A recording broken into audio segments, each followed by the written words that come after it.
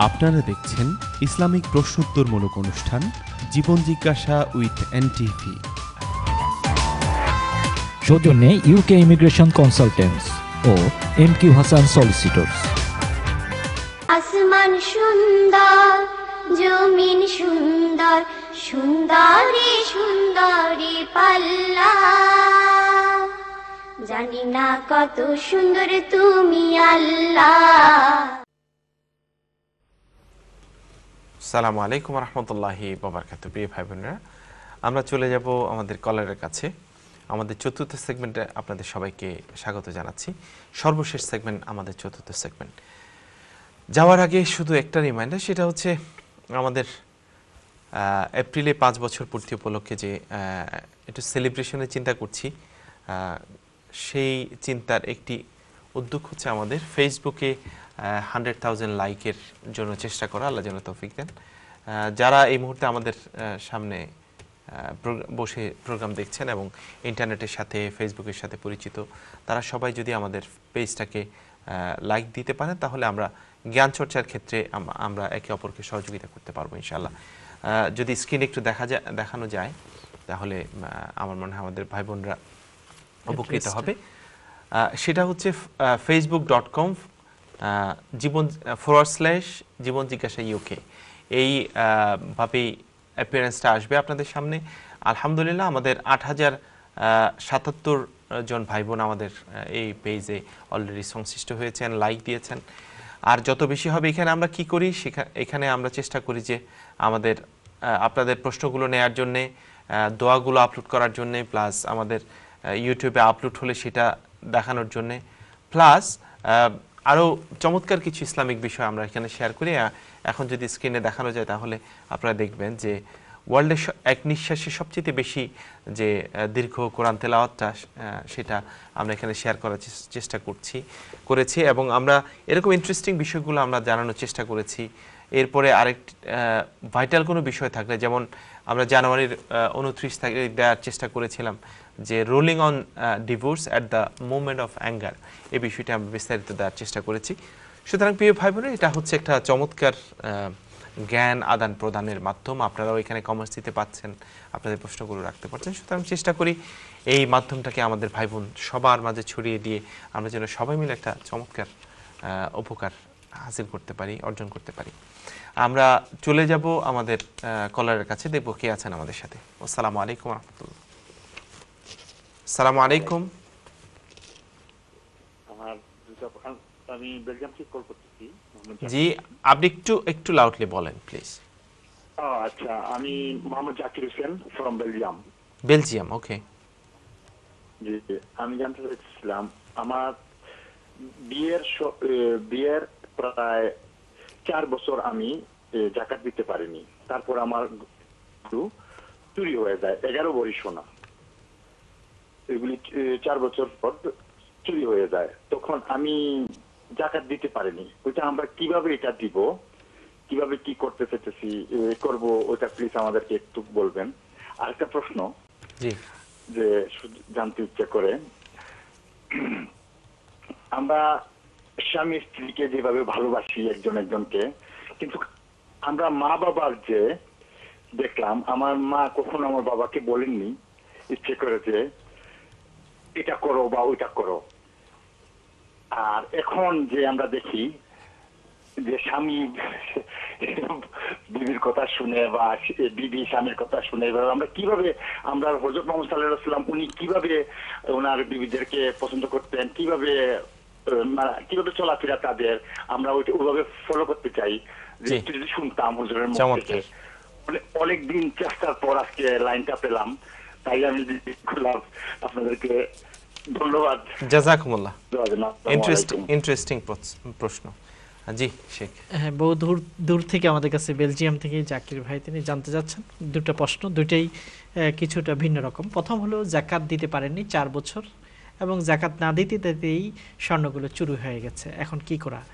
উত্তর হলো, জাকাত প্রতি বছর আপনার উপর যদি ফরজ হয়ে থাকে, অর্থাৎ নির্দিষ্ট পরিমাণ স্বর্ণ আপনার ছিল বা আপনার স্ত্রী ছিল, সেটার উপর জাকাত যদি ফরজ হয়ে থাকে, আপনি আদায় না করলেও বিগত 4 বছরের জাকাত আপনাকে দিতেই হবে।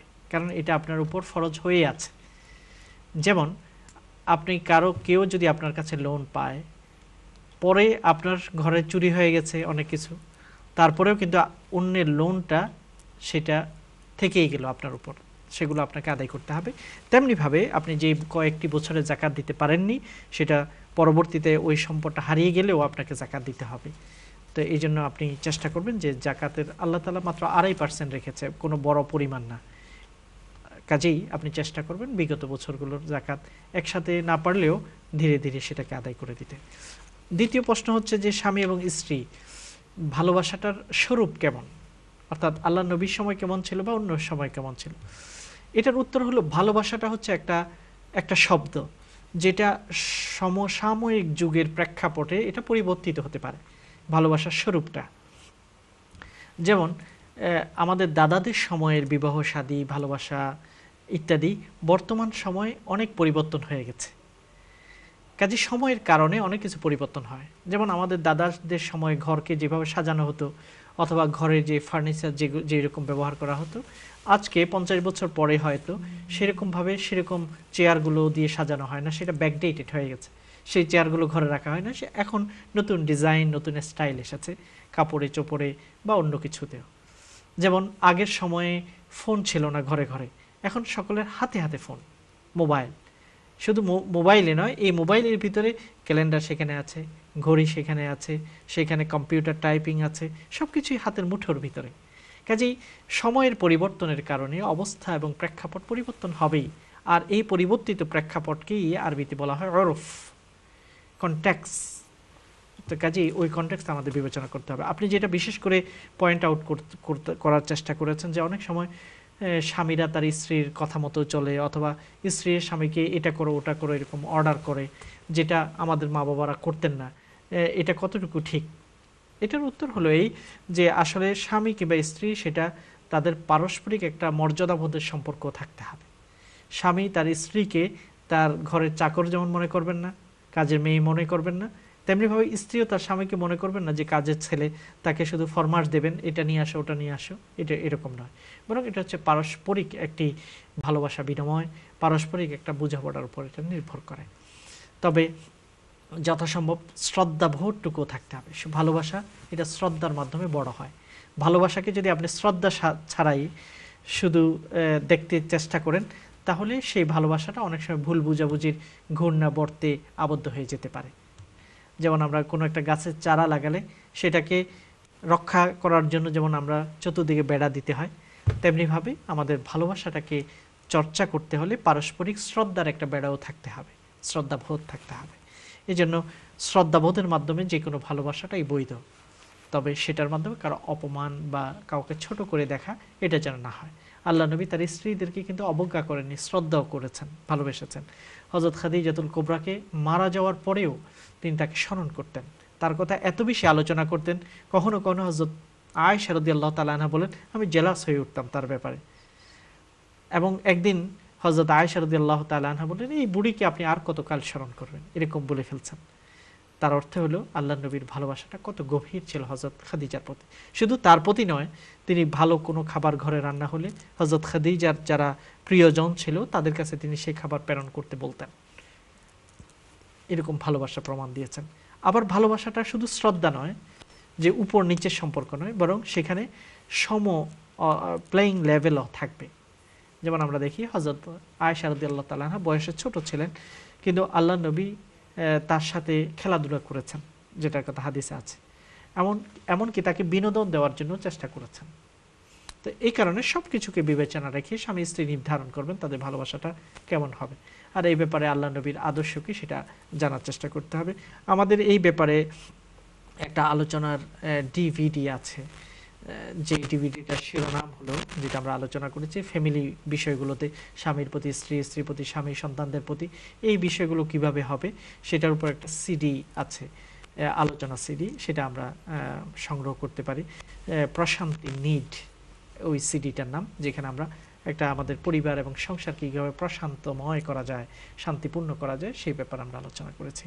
যদি কোনোভাবে সুযোগ হয় আপনি সেটা নিয়ে শুনতে পারবেন ইনশাআল্লাহ। জাযাকুমুল্লাহ। আমাদের হাতে সময় কমে এসছে, তবে এর সাথে একটা সম্পূরক বিষয়, এই যে বাবা মায়ের যে ট্রেডিশনগুলো, যে মানে স্ত্রী কোনো কথা বলবে না, স্বামী বলবে, এই বিষয়গুলো কি ধারণ করা উচিত? এখানে আমি সেই বিষয়টা বললাম যে এখানে একটা প্লেইং লেভেল থাকবে, জি সেটাই, অর্থাৎ সমতা থাকবে এখানে। অর্থাৎ আমাদের সমাজে কিছু আছে সংস্কার, জি সময়ের কারণে সেটা পরিবর্তন হবে, আমরা বলবো না সেটাকে তুচ্ছ-তাচ্ছিল্যও করবো না, তবে সময়ের কারণে সেটা পরিবর্তন হবে। যেমন স্বামীর খাওয়ার আগে স্ত্রী কোনোভাবেই ভাত খেতে পারবে না, যদি ক্ষুধায় মরেও যায়, স্বামী আসতে দেরি হচ্ছে, রাত হয়ে যায়, খাওয়া যাবে না। অথবা পুরুষরা মসজিদে নামাজে গেছে, এখন মহিলারা খেয়ে ফেলতে পারে এক বেশ, মনে করেন কোনো অনুষ্ঠানে, না এটা করা যাবে না, এই জাতীয় কিছু অতি শ্রদ্ধা আছে। অথবা স্বামীর নাম প্রয়োজনে উল্লেখও করা যাবে না, এরকমও একটা রেওয়াজ আছে যে আসসালামু আলাইকুম ওয়া রাহমাতুল্লাহ, কারো স্বামীর নাম রহমতুল্লাহ হলে সালাম ফিরানোর সময় তিনি ওয়া রাহমাতুল্লাহ বলতে পারবেন না। এই জাতীয় একটা বোধ আমাদের সমাজে আছে। তবে এত উপরে নিচে তো ভালোবাসা হয় না, ভালোবাসার জন্য কাছাকাছি আসতে হবে, তবে শ্রদ্ধা বোধটা যেন আবার লঙ্ঘিত না হয়। জাযাকুমুল্লাহ। চমৎকার একটি বিষয় আমার মনে হয় আজকে ক্লিয়ার হলো আমাদের। আমরা দোয়ার দিকে চলে যাব, তার আগে ছোট্ট একটা প্রশ্ন, সেটা এত চমৎকার একটি প্রশ্ন।